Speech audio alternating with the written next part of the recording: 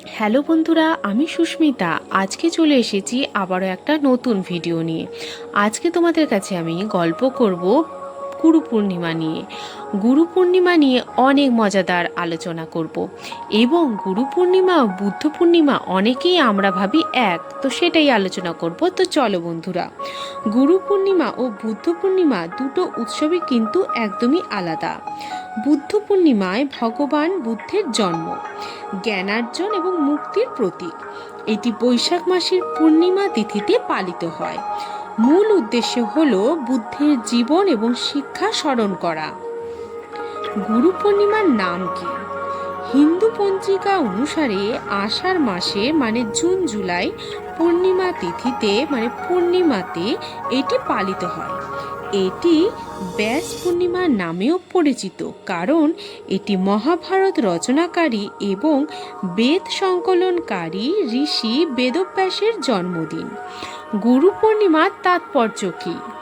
গুরু পূর্ণিমা একটি অত্যন্ত শুভ ধর্মীয় উদযাপন, যা একাডেমিক এবং আধ্যাত্মিক গুরুদের সম্মান করার জন্য পালন করা হয়।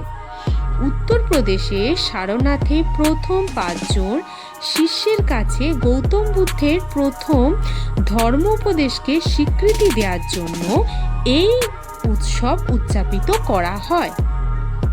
পরে জৈন ও হিন্দুরা তাদের শিক্ষকদের প্রতি শ্রদ্ধা জানাতে এটি পালন করতে শুরু করে। গুরু পূর্ণিমার দিনে সাধারণত গুরু এবং শিক্ষকদের প্রতি শ্রদ্ধা জানানো হয়।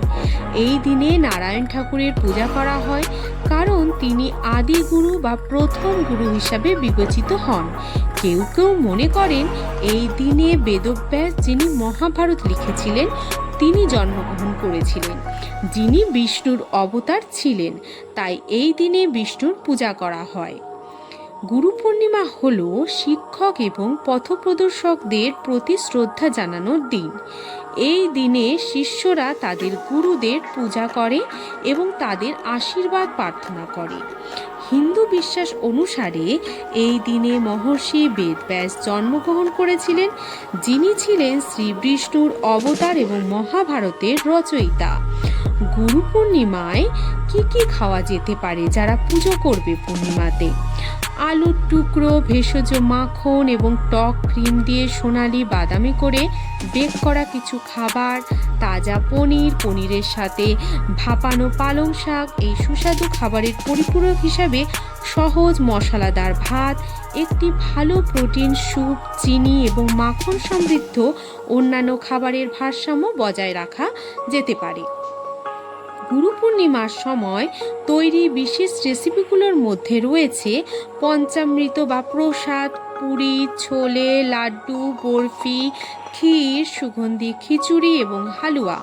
উপবাস পালন করার সময় আমিষ খাবার, শস্য এবং লবণ সাধারণত এড়ানো হয়। অঞ্চল এবং সংস্কৃতি অনুসারে খাবারগুলি পরিবর্তিত হতে পারে। তো কেমন লাগলো বন্ধুরা? আশা করি সবার ভালো লাগবে।